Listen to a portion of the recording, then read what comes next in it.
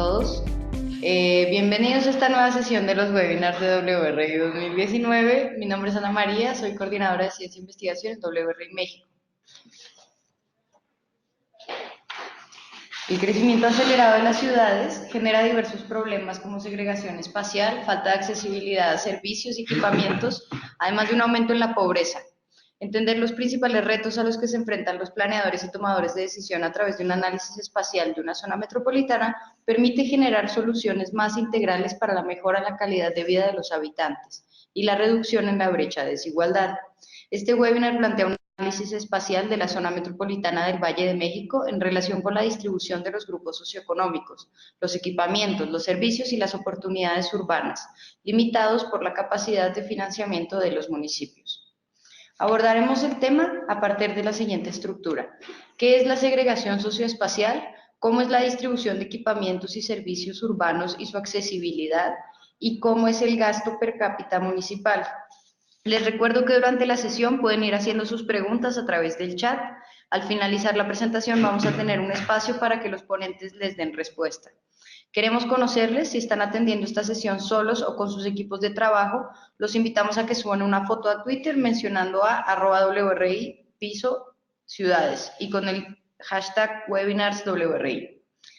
El día de hoy nos acompaña Gorka Zubicaray, quien es egresado de la Escuela Técnica Superior de Arquitectura de la Universidad de Sevilla, España, con una maestría en estudios urbanos del Colegio de México en México. Entre sus trabajos se encuentran proyectos de vivienda colectiva, equipamientos urbanos y espacio público, diseño de modelos estadísticos de valoración del suelo urbano y realización de análisis de los mercados de vivienda urbanos en la Subtesorería de Catastro y Padrón Territorial de la Secretaría de Finanzas de la Ciudad de México. Ha colaborado con la Universidad Anáhuac, México, impartiendo cursos de urbanismo y diseño urbano. Actualmente es coordinador de desarrollo urbano de WRI México. Y entre sus funciones se pueden destacar el análisis de modelo de desarrollo urbano en México, los tipos de vivienda que contribuyen al crecimiento urbano, las políticas públicas que rigen el modelo de desarrollo urbano y los costos económicos del modelo de urbanización. También colabora en el desarrollo de propuestas de espacio público. Y bueno, sin más, si hay más preguntas pueden hacerlas directamente, pero adelante Gorka, buenos días. Buenos días, gracias Ana María. Bueno, pues en la sesión de hoy lo que vamos a realizar es un análisis espacial relativamente, pues evidentemente muy simplificado y más centrado en la segregación de vivienda. No vamos a analizar, evidentemente, pues todos los aspectos que rige un área metropolitana, pues por toda la complejidad y la extensión, evidentemente, del análisis, y nos vamos a centrar en cómo la localización de la vivienda, donde se ubica dentro de la zona metropolitana del Valle de México, las distintas personas pueden influir en su calidad de vida, ¿no? Evidentemente, todos somos conscientes de que si vivimos a una distancia de 3 horas en carro o no tenemos transporte público y las fuentes de empleo están muy concentradas en una zona específica de una zona metropolitana, nuestra calidad de vida va a sufrir solamente por los tiempos de desplazamiento, el tiempo invertido en los tiempos de desplazamiento, que es tiempo que no podemos utilizar para otro tipo de funciones vitales necesarias para nuestro desarrollo de nuestra vida, ¿no? Y poder realmente realizarnos como personas, como individuos. Bueno, sin más, creo que ya podemos empezar la presentación. Entonces, como les digo, lo que vamos a empezar es con unos conceptos muy básicos de qué es la segregación. La segregación es un fenómeno que se puede estudiar desde distintas ópticas, desde distintos ámbitos, pero nosotros vamos a enfocarnos en la segregación en el espacio y en ese sentido es muy relevante la segregación residencial, es decir, la segregación en función de la vivienda. De esta forma, pues bueno, definimos qué es la segregación desde esta óptica y se puede entender la segregación como este grado de proximidad espacial entre distintos distintos individuos, distintas familias, distintos grupos étnicos, raciales, socioeconómicos, y cómo estos distintos grupos se ubican en el espacio. Es decir, si tenemos, por ejemplo, un grupo socioeconómico de un nivel muy alto, podemos medir la segregación como el grado de proximidad de otros grupos socioeconómicos más bajos con respecto a esos primeros. La segregación implica un análisis detallado a una escala pequeña. Si analizamos una zona metropolitana de forma general, lo que estaríamos hablando es de división social del espacio, que es ligeramente diferente al concepto de segregación, porque la división social del espacio lo que analiza es de forma muy general como los grandes bloques de la ciudad. Es decir, podemos decir que al oeste de la Ciudad de México, por ejemplo, es donde se concentran los grupos de población de un mayor nivel socioeconómico, y al este de la Ciudad de México, si solamente analizamos las 16 delegaciones, es donde se ubica la población de un menor nivel socioeconómico. Eso sería una división muy general, una estratificación muy general de la ciudad. La segregación analiza a una escala más pequeña esta ubicación de las viviendas, de las familias de distintos niveles socioeconómicos.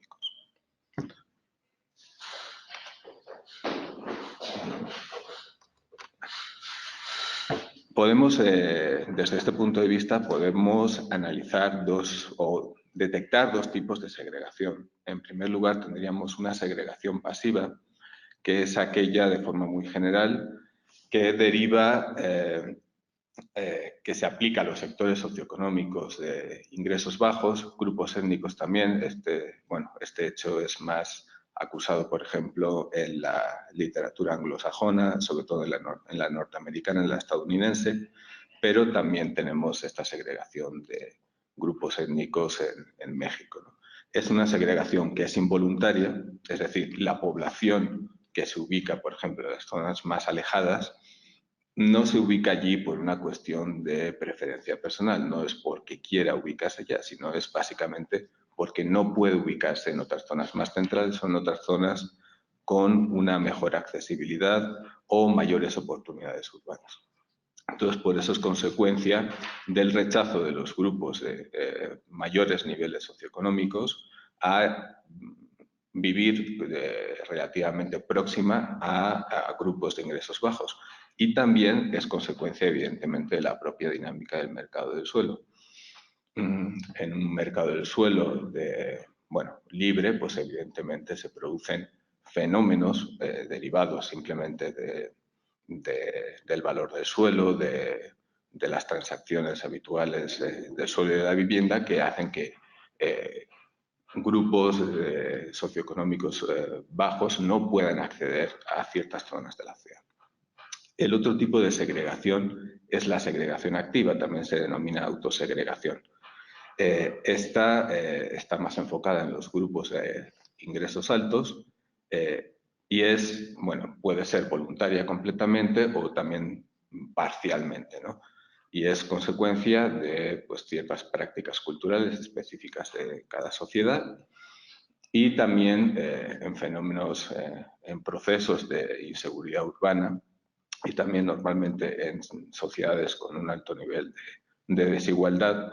El miedo o la percepción de inseguridad hace que estos grupos socioeconómicos se aíslen de forma voluntaria para protegerse en cierto medio, ¿no? Hay una gran literatura sobre estos conjuntos residenciales cerrados y de cómo esta población decide en cierta forma aislarse de lo que es la ciudad. Bueno, desde este punto de vista, entonces, tenemos que entender por qué es relevante la segregación. Y la segregación es un problema realmente muy fuerte y es uno de los retos principales para la planeación metropolitana, porque la segregación es un mecanismo que genera y que reproduce la desigualdad urbana. Es decir, en gran medida podemos estar limitados por el barrio en el que vivimos. Podemos estar limitados en nuestras oportunidades laborales, en nuestras oportunidades incluso educativas, en función de una cuestión pues, aleatoria que es pues, el lugar de nuestro nacimiento. Es así de sencillo.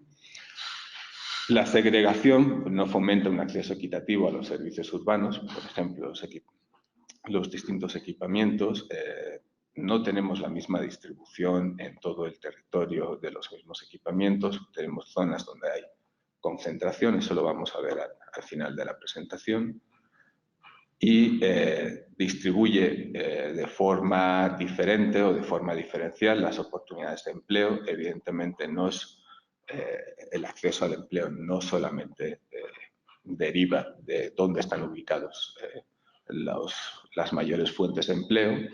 También, evidentemente, hay una estratificación en función del nivel educativo, pero sí influye también la ubicación espacial de estas fuentes de empleo.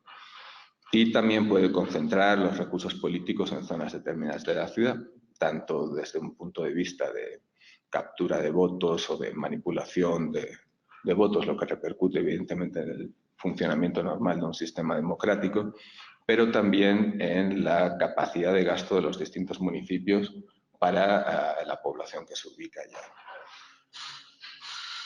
Y esta segregación urbana, como les comentaba, pues se expresa en gran medida por la localización residencial, es decir, donde vivimos, donde se ubica nuestra vivienda.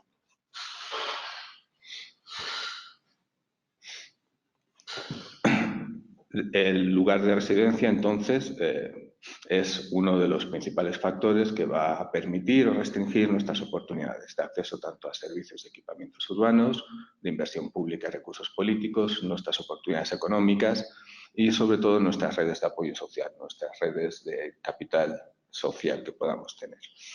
Y estos niveles diferenciados de recursos pues, van a generar una metrópolis desigual y cada vez más polarizada, con zonas que amplían la movilidad social y van a reproducir los privilegios que podamos tener, y otras zonas que lo que van a hacer es o limitarnos o incluso restringirnos completamente el acceso a las distintas oportunidades que debería ofrecer de forma equitativa la ciudad.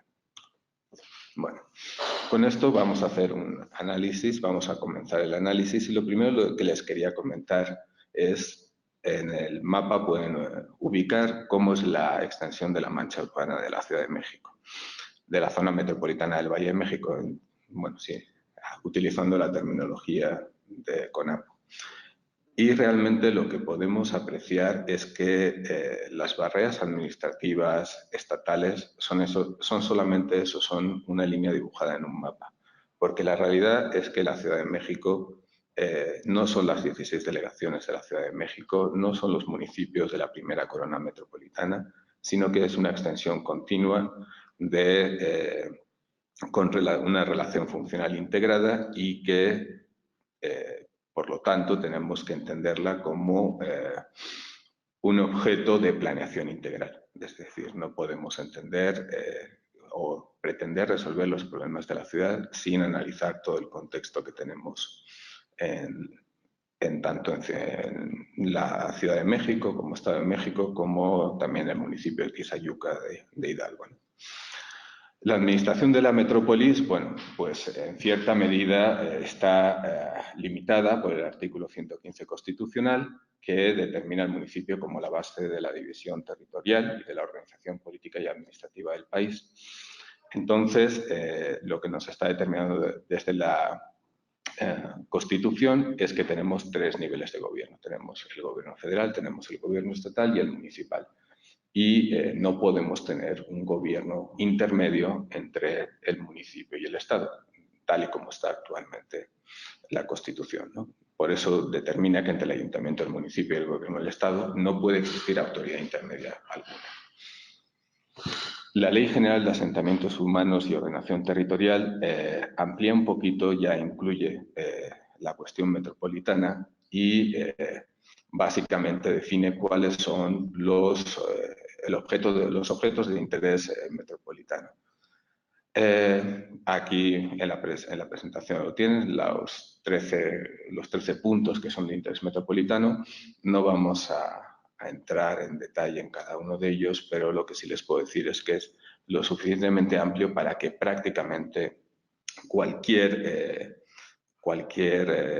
problema que puedan ubicar en el análisis de la ciudad o en la planeación de la ciudad está incluido en esta ley, ¿no? Podemos tener desde el suelo y las reservas territoriales, que son básicas para poder definir una política de vivienda o una planeación integral del territorio, pero también tenemos otras cosas como la densificación, consolidación urbana y uso eficiente del territorio, por supuesto, la gestión del agua, la gestión del aire, la preservación del medio ambiente, la gestión integral de los residuos, que es también otro elemento básico, ¿no?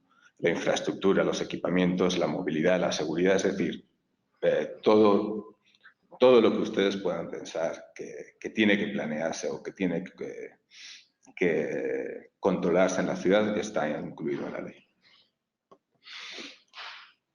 La forma en la que la ley define en el artículo 36 la forma de gobierno metropolitano es mediante la coordinación entre los distintos órdenes de gobierno. Es decir, plantea que a pesar de que no existe o no pueda existir ese órgano intermedio de gobierno controlado, bueno, o reconocido por la Constitución, sí tiene que estar integrados o involucrados en la planeación de las zonas metropolitanas los 3 niveles de gobierno, y eso es algo positivo porque permite la concurrencia y la corresponsabilidad de los gobiernos.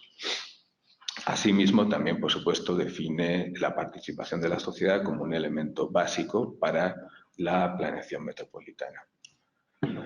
En la ley están definidos que esta gestión de las zonas metropolitanas se van a realizar por medio de distintos mecanismos.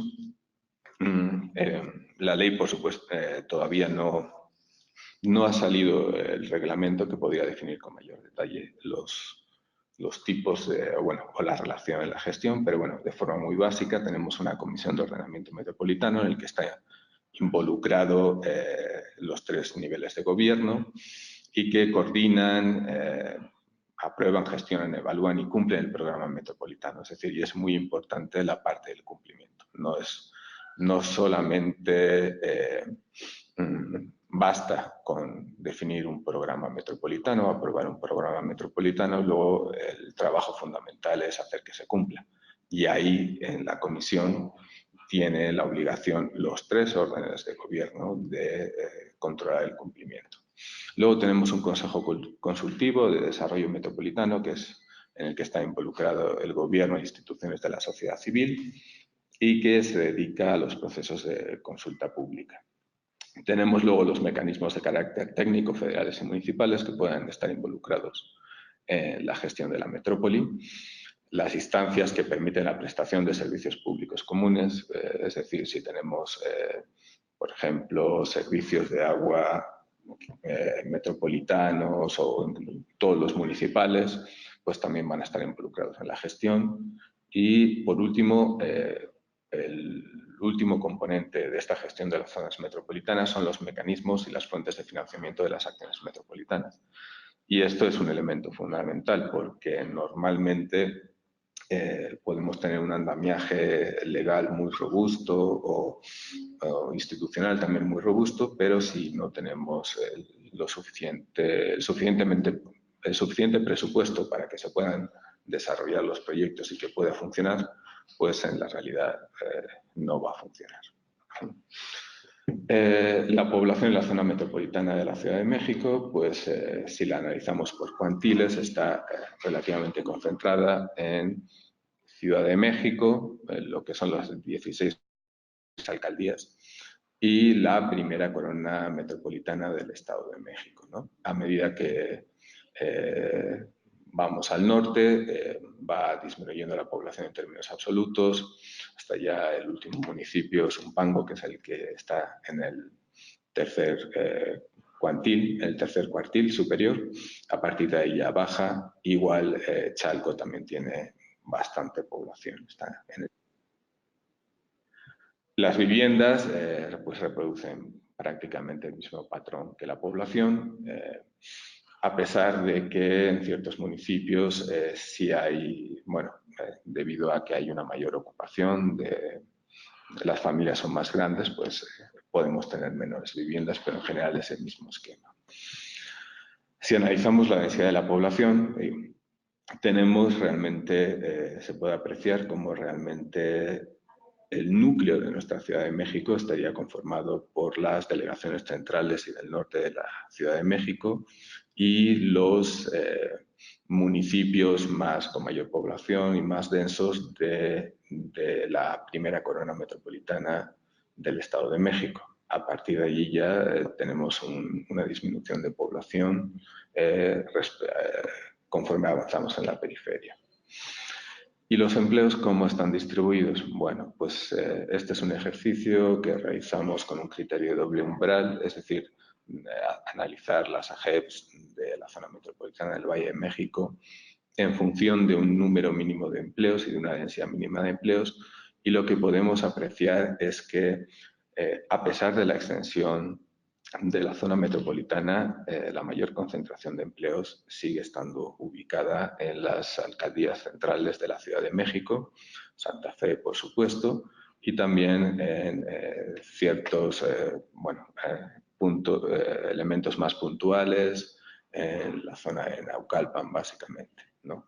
El resto, la zona metropolitana tiene una densidad relativamente baja de empleos, y esto pues lo que obliga evidentemente es a que la mayor parte de la población tenga que realizar estos desplazamientos diarios hacia el centro de la ciudad que tanto cuestan para las familias.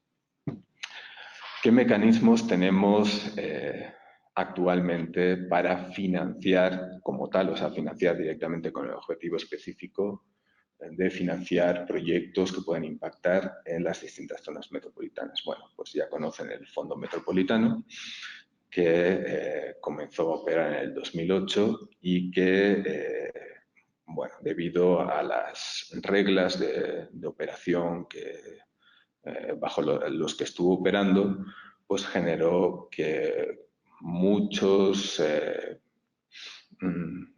poblaciones que realmente no estaban configuradas, digo a nivel del país, que no estaban configuradas o que no funcionaban como zonas metropolitanas, se constituyesen como tal para poder acceder a este mecanismo de financiamiento.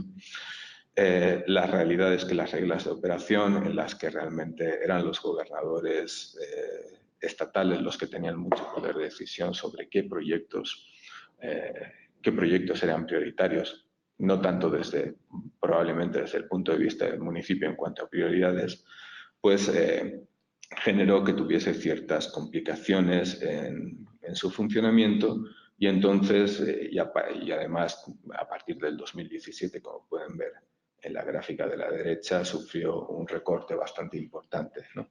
En términos reales ya deflactados, pues desde los 12.000 millones que tuvo en el año 2015, pues en la actualidad estamos aproximadamente en unos 3.000 millones, ¿no? Entonces, no tenemos tampoco mucha capacidad de financiamiento para estos proyectos metropolitanos que puedan contribuir a integrar la funcionalidad de los distintos municipios de la metrópoli.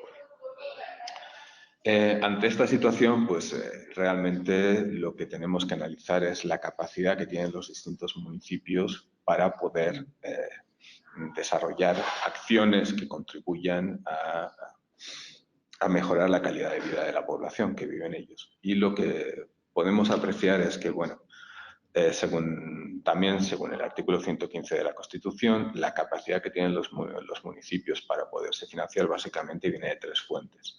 Una son los impuestos sobre la propiedad inmobiliaria, básicamente piensen en el predial como el básico. Luego tenemos lo que son las transferencias federales, que vamos a ver que en gran parte de los municipios es prácticamente el 100% de su capacidad de financiamiento. Y por último, los ingresos que puedan recaudar de prestar servicios urbanos, por ejemplo, pues como el agua o la recogida de basuras, ¿no? Los distintos tipos de servicios. Si analizamos, pues bueno, aquí hay un disclaimer para los que estén oyendo realmente. En el caso de Ciudad de México, como es una ciudad-estado en cierta medida, no es comparable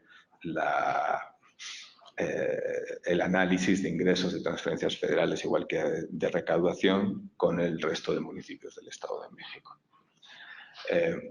En el caso de los ingresos por transferencias federales, lo que podemos ver es que en gran parte de los municipios del Estado de México dependen de transferencias de la federación en más del 80% de su presupuesto anual.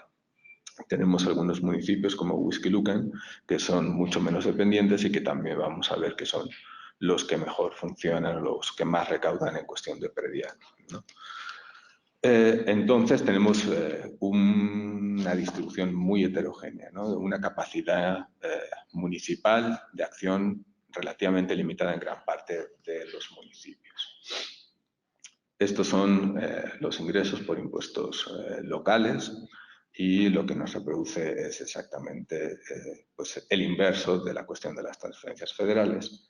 Podemos ver como los que más recaudan, evidentemente, a partir de además de las alcaldías de la Ciudad de México, pues son la primera corona de municipios del Estado de México. Evidentemente, el análisis es con respecto a la totalidad de los municipios de la zona metropolitana del Valle de México.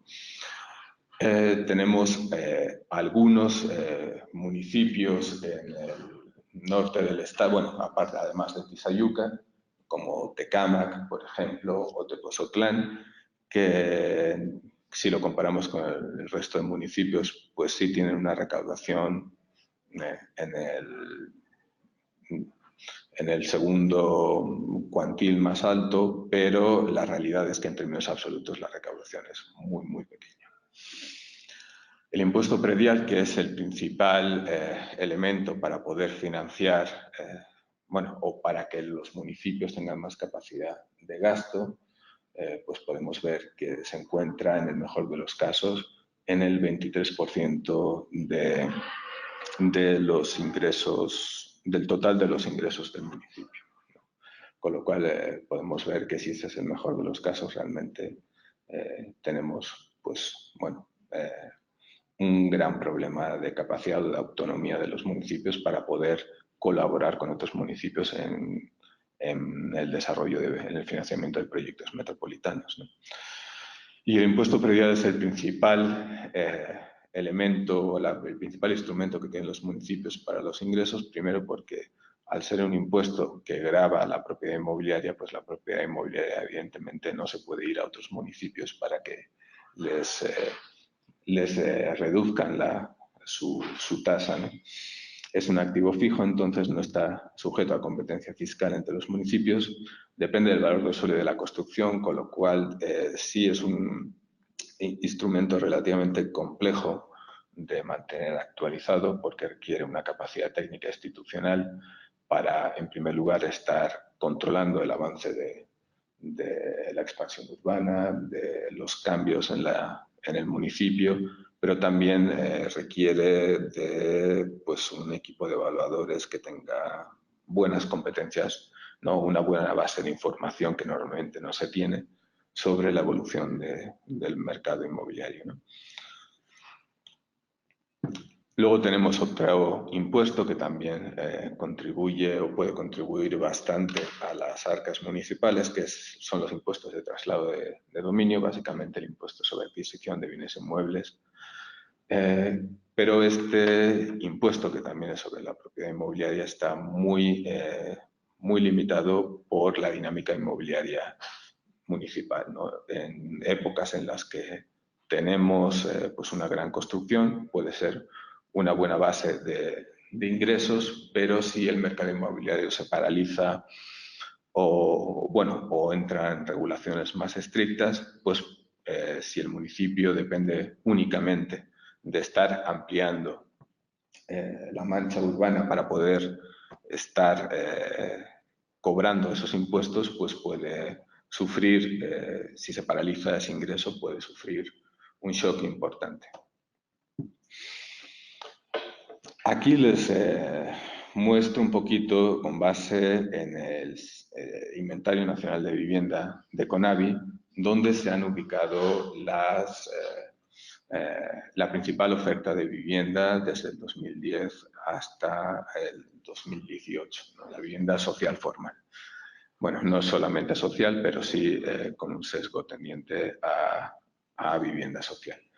Y entonces lo que podemos encontrar es que realmente es en los municipios del norte, de la zona metropolitana del Valle de México, también en Chalco, donde se han ubicado la mayor parte de conjuntos residenciales. No es una sorpresa tampoco para ustedes, ya conocen el caso de Zumpango, ¿no? Con toda esa gran cantidad de construcción de viviendas, de grandes desarrollos, de vivienda de baja densidad, con una superficie muy limitada, en el que además, pues bueno, gran parte de esas viviendas han sufrido abandono, tienen una problemática bastante importante, ¿no? Si analizamos la vivienda menor de 190 UMAS, que a precio de 2019 creo que anda como en 480.000 pesos más o menos, digo, ahí se los estoy diciendo un poquito de memoria, la verdad. Pero lo que podemos ver es cómo realmente esa vivienda, que sería relativamente más accesible para la población, es la que está más alejada de los centros de empleo, ¿no?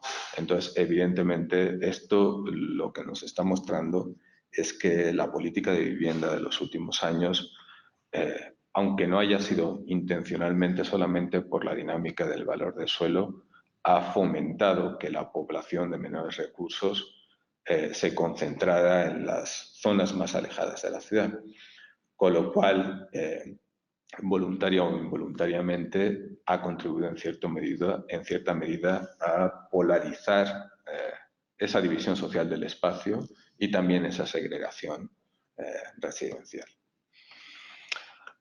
Se podría argumentar que, dado que el predial es el principal fuente de ingreso local de los municipios, el crecimiento en el número de viviendas también permitiría que el municipio pudiese recaudar más ingresos, dado que al tener una mayor base sobre la que cobrar el impuesto, pues se podrían aumentar los ingresos. La realidad, si analizamos, bueno, la estadística de finanzas municipales que recopila INEGI, que evidentemente ya ha sufrido pues, un proceso de estandarización, vemos que municipios como Zumpango, en general, si analizamos sus ingresos en términos ya de pesos corrientes desde el 2010, no solo no ha mantenido su nivel de ingresos que tenía en 2010, sino que además se han reducido esos ingresos. Otros municipios en los que se ha habido pues una gran actividad de vivienda social, como Huehuetoca, sí ha incrementado sus ingresos, pero si analizamos esta muestra solamente de estos 6 municipios, pues a simple vista se puede apreciar que los resultados son mixtos, ¿no?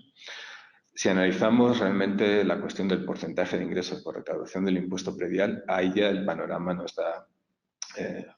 nos muestra otra fotografía, porque vemos cómo ninguno de los municipios realmente ha incrementado su recaudación por impuesto predial. Entonces, lo que tenemos al final es que en los municipios que tenían cierta debilidad institucional se ha ampliado mucho las viviendas, la oferta de viviendas para la población de menores ingresos, y además eso tampoco ha contribuido a las finanzas municipales, por lo menos a la capacidad de recaudación con recursos propios, ¿no?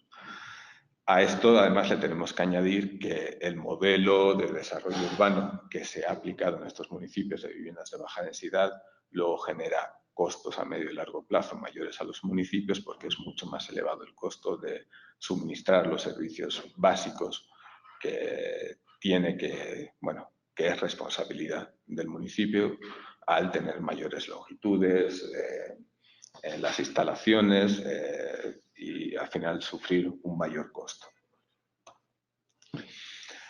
Si analizamos en vez de la base de datos de Conavi, echamos un vistazo a la dinámica de renta libre, básicamente a los portales inmobiliarios online, bueno, podemos ver cómo realmente la oferta de desarrollos inmobiliarios, los que están publicitados específicamente como desarrollos inmobiliarios que están en proceso de construcción o en proceso de planeación, están muy concentrados en la Ciudad de México. Es decir, el otro extremo de la población tampoco se encuentra distribuido en la zona metropolitana, sino que está tremendamente concentrado. En este caso pueden ver 300 desarrollos inmobiliarios publicitados en un portal inmobiliario en la última semana, la semana pasada, donde están ubicados básicamente delegaciones centrales de la Ciudad de México,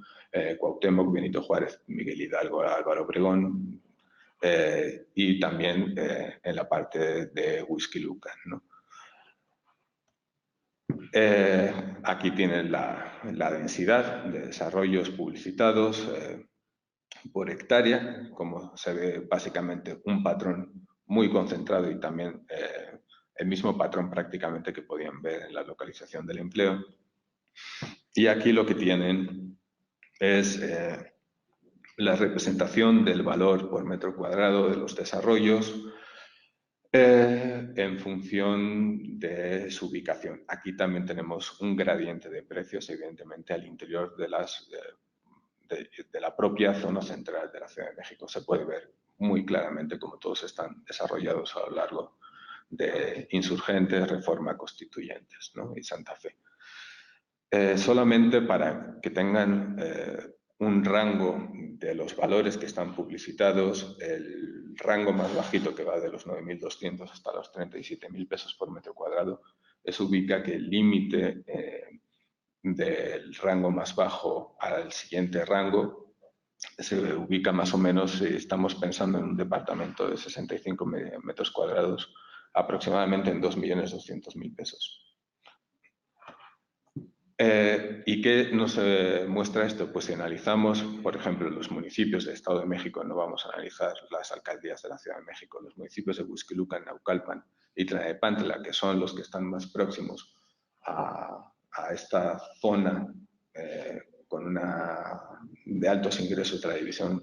Si pensamos en la división social del espacio de la zona metropolitana, pues lo que tenemos es que aquí los ingresos sí suben en términos reales en los tres municipios y la recaudación por impuesto predial, si no sube, por lo menos sí se mantiene constante, ¿no? Entonces, no es una cuestión de aumentar la base de viviendas, tenemos simplemente municipios con una mayor capacidad institucional y donde tenemos una dinámica inmobiliaria pensada para mayores ingresos, que eso les permite incrementar sus propios ingresos y, por tanto, el gasto per cápita, frente a estos municipios más alejados con una menor capacidad institucional, menor capacidad de ingresos, que en vez de que esa dinámica inmobiliaria pueda contribuir al incremento de los ingresos, lo que hace es colapsar aún más la capacidad de esos municipios, ¿no?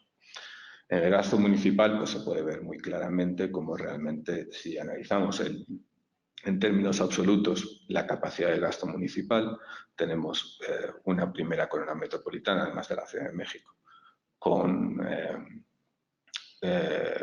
pues con unos ingresos relativamente elevados para poder mejorar o acometer obras para mejorar la infraestructura pública, etcétera, de esos municipios. Y a medida que nos alejamos, pues se va bajando esta capacidad de gasto, ¿no? Sí, esta es la misma imagen que la anterior, pero aquí está solamente muestreado lo que es la capacidad de gasto de las alcaldías. Como les digo, bueno, no es exactamente comparable porque realmente en las alcaldías de la Ciudad de México lo que tenemos es presupuesto para gastos directos de cierta infraestructura, pero también tenemos otras instituciones del conjunto de la Ciudad de México que colaboran en parte.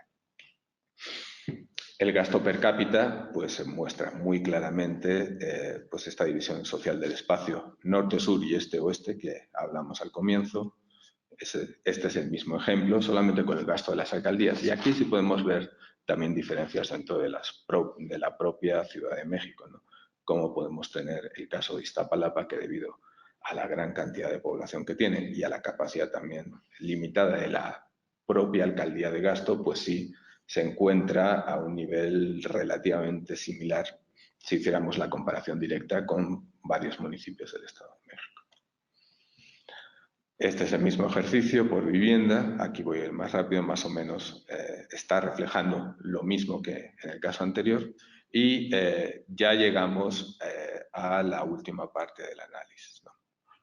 Este análisis está enmarcado en un proyecto que estamos desarrollando ahora en WRI México sobre el costo de la expansión urbana. Y para realizar este proyecto lo que analizamos fue la capacidad, bueno, el acceso diferencial de la población en función de los distintos estratos socioeconómicos. No es directamente un estrato socioeconómico, pero se podía aproximar, con la distribución de los distintos equipamientos, de las distintas oportunidades urbanas que tenemos en la zona metropolitana. Este mapa que les presento es un índice de inclusión social urbana que desarrollamos en la institución y en la que, bueno, pues se puede apreciar claramente que si analizamos o comparamos el conjunto de las AGEPs de la zona metropolitana del Valle de México, tenemos un estrato que está más concentrado en estas delegaciones centrales, también Álvaro Obregón, Coajimalpa, evidentemente Huixquilucan, etc. A medida que avanzamos hacia el este y hacia el norte, evidentemente, pues los estratos de población más bajos se incrementan. A través de un análisis, de un índice que denominamos índice de equidad urbana, que realmente realizamos a partir de un sistema integrado de transporte, lo que medimos fue desde las distintas manzanas de la zona metropolitana del Valle de México a qué equipamientos podríamos llegar si nos desplazáramos andando o bien en transporte público estructurado, ¿no? Con base en unos rangos de tiempo. Para equipamientos primarios estimamos 15 minutos, otro tipo de equipamientos intermedios 20 minutos y para equipamientos más de alcance regional como hospitales 30 minutos. ¿Y por qué definimos estos rangos? Bien, pues definimos estos rangos porque entendemos que la ciudad no es solamente un ente físico en el que la población se tiene que desplazar de un punto a otro para trabajar y volver a su casa. Tiene que ser un ente físico, pero en el que la gente tuviese que desplazarse lo mínimo posible y tener calidades de vida similares en distintas zonas del territorio, ¿no? Eso es lo que entendemos como equidad. Evidentemente, también el hecho de que en una zona no haya cierto tipo de equipamientos no implica necesariamente que haya una desigualdad per se. Eso ya habría que hacer un análisis específico del caso, porque podemos tener zonas, por ejemplo, en las que no hacen falta pues escuelas primarias, pues porque no hay mucha población, bueno, o es una población muy envejecida, por ejemplo, ¿no? Pero de forma general queríamos obtener el panorama de cómo está distribuida la ciudad. Entonces, bueno, en primer lugar tenemos este acceso a estaciones de transporte público masivo y lo que podemos observar es que incluso si pensamos en que la ciudad es solamente un ejercicio de resolver el problema de dónde a dónde voy, pues lo que podemos ver es que más del 50% no tiene acceso a transporte público masivo, ¿no? Entonces, desde ese punto de vista también falla la zona metropolitana del Valle de México. Pero luego tenemos otro caso, como si medimos, por ejemplo, cuántas oportunidades de empleo tenemos desde nuestras manzanas en las que vivimos, pues lo que podemos observar es que el estrato más desfavorecido, que es, bueno, según nuestro índice de inclusión social, es el 1,5% de la población, solamente tiene acceso al 0,4% de las oportunidades de empleo. Podemos ver como el 4%, que sí es, además, ya un porcentaje relevante de población, el 19,2%, solamente tiene acceso en cuanto a proximidad al 4,1% de las oportunidades de empleo de toda la zona metropolitana. Y si lo vemos al revés, el estrato que tiene un mayor nivel socioeconómico, que supone el 17,3% de la población, tiene acceso casi al 41% de las oportunidades de empleo de la zona metropolitana.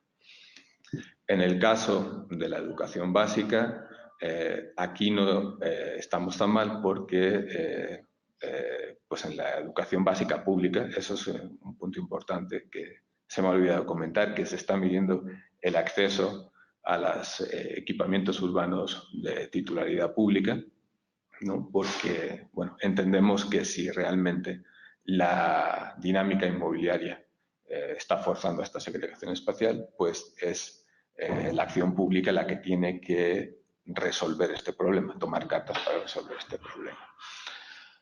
Y tanto en básica como en intermedia no estamos tan desiguales, ¿no? En la población intermedia sí se incrementa, en la educación intermedia sí se incrementa la desigualdad en cierto momento. En educación superior, en el que estamos pensando en universidades públicas, aquí sí tenemos una brecha de desigualdad importante. El 1,5% de la población del estrato más bajo solamente tiene acceso al 0,2% de las oportunidades de educación universitaria en cuanto a proximidad. El 19,2% al 3,7%, ¿no? Y el 17,3% de la población del estrato más alto tiene acceso a más de la mitad de las oportunidades. En el caso de consultorios de salud, que es básicamente pues la primera respuesta que podemos tener si en caso de tener cualquier problema de enfermedad, aquí sí tenemos, se acusa bastante la desigualdad, ¿no? Con el estrato más alto teniendo acceso al 38,7 y el segundo estrato al 38,3 de las oportunidades totales de acceso a consultorios, y los dos estratos más bajos, entre los dos, acumulan prácticamente el 5% solamente. En cuanto a los hospitales, pues bueno, aquí la desigualdad también es más acusada, pero aquí también tenemos que entender que es un equipamiento que da servicio regional, entonces el problema podría no estar tan acusado, a pesar de que sí es importante y relevante, como en el caso de los consultorios. Y en cuanto al espacio público, entendido como plazas, parques, jardines, etcétera, lo que vemos también es una desigualdad importante. Las zonas donde vive el 17,3% de la población tiene acceso casi al 40% de las oportunidades, ¿no? Entre el estrato 1 y el 2 acumulan prácticamente el 80% de las oportunidades de acceso a espacio público. Y el 20% restante estaría diseñado, bueno, estaría pensado para que lo disfrutaran, pues, si no me falla los cálculos, al 55% del restante de la población. Y, bueno, el penúltimo componente que analizamos, que es el de abasto, pues aquí está relativamente más distribuido. Y equipamientos culturales también está muy concentrado, ¿no? Para los estratos de población mayores. Con esto, pues ya lo último que les quería mostrar es, una vez analizado este acceso, lo que quisimos medir fue la profundidad de la desigualdad de la zona metropolitana del Valle de México. Para ello, adaptamos una metodología de medición de la pobreza multidimensional y la aplicamos a la pobreza en cuanto a acceso a equipamientos urbanos de la zona metropolitana. Y la gráfica lo que les muestra es el 0 es un nivel de desigualdad muy bajo, el 1 sería el nivel de desigualdad más alto. Entonces, lo que podemos ver es como en la zona metropolitana del Valle de México, lo que tenemos en primer lugar que salta como una forma de incrementar la desigualdad de la población es, en primer lugar, la distribución de los empleos en el estrato bajo y muy bajo. El espacio público a partir del estrato medio es también muy relevante, del medio bajo y muy bajo, y el acceso a los consultorios también es muy relevante en el estrato bajo y muy bajo. Esos serían como los 3 tipos de equipamientos que estarían contribuyendo en mayor medida a incrementar esa brecha de desigualdad en la zona metropolitana del Valle de México. Y también, bueno, no quería terminar esto sin señalarles también cómo en el estrato muy alto, con respecto a estos equipamientos públicos, también se puede apreciar cierta tendencia a autosegregarse, ¿no? Sobre todo en cuestiones como abasto y un poquito en equipamientos de educación básica. Y esto también en gran medida se debe a el patrón de desarrollo residencial de este grupo más alto, ¿no? Que podemos tener estas zonas limitadas en acceso, monofuncionales, ya saben, con control de acceso, etcétera, en la que pues no quieren este tipo de equipamientos y se tiene capacidad para ejercer presión sobre la planeación urbana para que no se ubiquen ese tipo de equipamientos en las colonias. El siguiente paso que querríamos hacer, o bueno, que estamos planeando hacer, es analizar este análisis con respecto a los equipamientos privados, ¿no? Para realmente detectar cómo, si realmente en la zona metropolitana del Valle de México estamos aún polarizando mucho más lo que es el tema de la segregación residencial en función del acceso diferenciado a los equipamientos. Entonces, con este análisis, pues, ¿qué retos tenemos? Pues, evidentemente, cómo coordinar la política de suelo y de vivienda metropolitana para reducir la segregación socioespacial, cómo establecer una cooperación financiera entre los municipios duradera que conforman el área metropolitana para poder resolver no solamente este tipo de problemas de la localización residencial, sino también para incrementar lo que es el gobierno metropolitano, ¿no? Y profundizar en ese eje. Asegurar una planeación metropolitana que no esté basada únicamente en una política de transporte, sino que también esté basada en una política de usos del suelo para poder desarrollar barrios vivibles y barrios disfrutables para toda la población, que es en suma el objetivo de lo que tiene que ser la planeación, que es construir una ciudad con calidad de vida para todos, ¿no? Independientemente de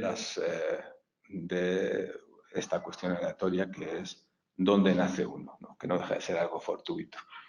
Y bueno, con esto ya solamente les quiero agradecer su atención. Muchas gracias a ti, Gorka, la verdad, muy interesante todo lo que nos contaste y lo que nos mostraste. Es fuerte ver que estamos en una ciudad tan desigual, ¿no? Y que realmente ese es el contexto en el que estamos todo el tiempo, en el mundo, también en términos generales. Entonces hay una pregunta, creo que alcanzaremos a leer solo una o dos por cuestiones de tiempo, y la primera se refiere al tiempo, realmente. ¿Cómo ves tú la desigualdad o la segregación espacial a lo largo del tiempo, por ejemplo, en la Ciudad de México o en los casos de estudio que has tenido más cercanos? ¿Será que tiende a aumentar, tiende a disminuir? ¿Hay políticas que han ayudado o hay otras, como mencionabas al final, el asunto del transporte, que han generado tal vez gentrificación u otros fenómenos? ¿Cómo lo ves tú? Bueno, realmente hay muchos estudiosos que han escrito mucha literatura al respecto. Pues están, por ejemplo, pues todos los estudios, por ejemplo, de Marta Steingart, ¿no? Que ella sí es una de las pioneras en el análisis de la segregación. Lo que se plantean en los distintos artículos es que sí existe un incremento de la segregación a lo largo del tiempo. Es un fenómeno, además, que no es solamente exclusivo de la Ciudad de México, de otras ciudades latinoamericanas, sino que también es un fenómeno a nivel global.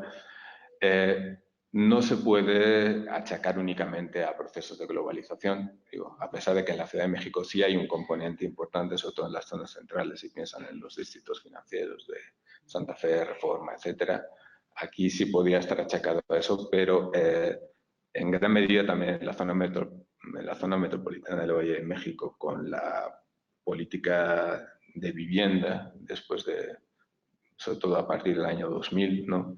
En que se produce una segunda expulsión de los habitantes de menores ingresos del centro de la ciudad hacia municipios del Estado de México, ha contribuido evidentemente a incrementar esa, por lo menos la segregación residencial y por supuesto pues, los tiempos de desplazamiento y todo, la reducción de acceso a oportunidades en ese sentido.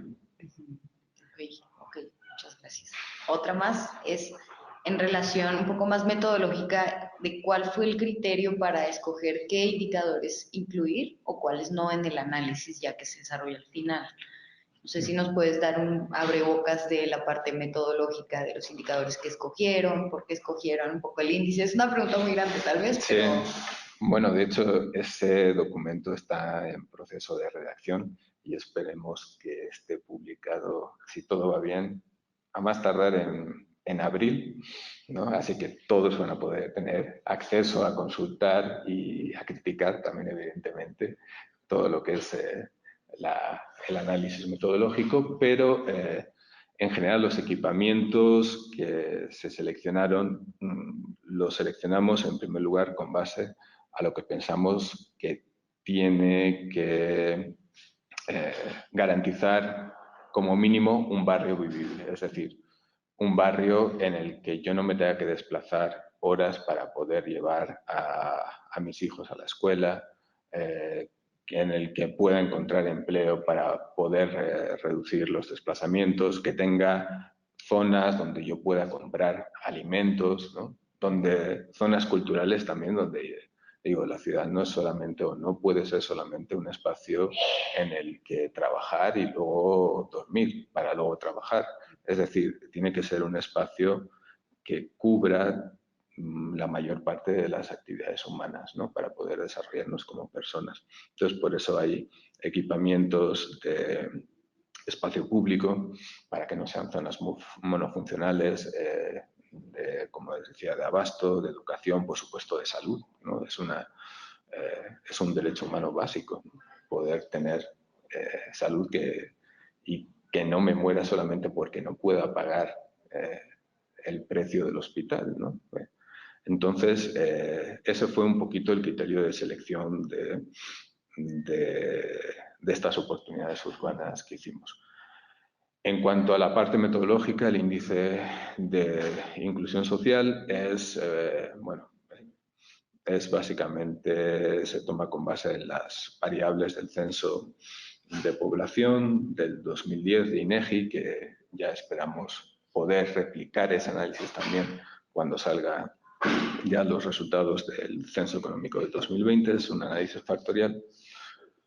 Ajá. Realmente se compararon también con otros índices de Coneval, también de rezago, de marginación de CONAPO, ¿no?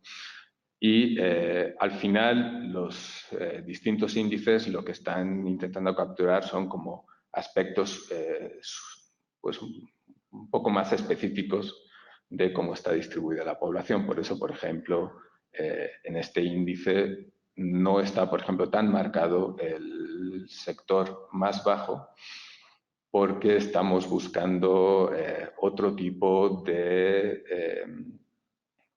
disparidad al interior de la ciudad. Es decir, no estábamos buscando que en este caso concreto de este análisis que les hemos mostrado fuera comparable con otras ciudades. Tenemos otro índice que sí tiene comparabilidad y que todo eso pues lo van a poder revisar en el documento metodológico, ¿no? Con más detalle.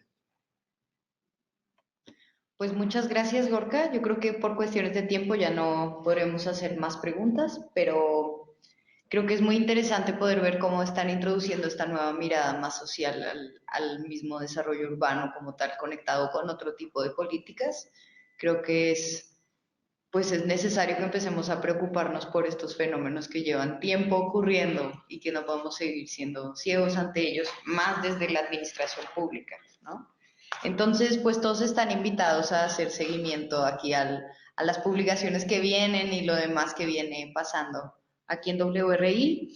Y quiero agradecer a ti, Gorka, por acompañarnos el día de hoy, también a todos los que están en línea y también en especial a Mercedes Escobar y a Tania Torres por su apoyo logístico.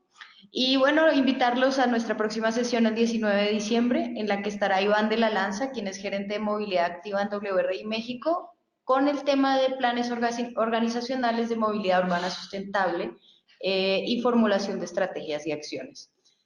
Para mejorar los webinars, también los invitamos a llenar una encuesta breve que saldrá al final de la sesión y también escríbanos si hay alguna otra pregunta, duda o sugerencia sobre los webinars o sobre el tema, que está muy interesante.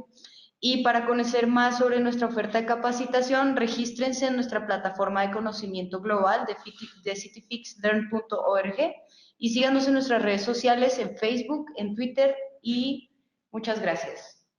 Eso es todo. Buen día.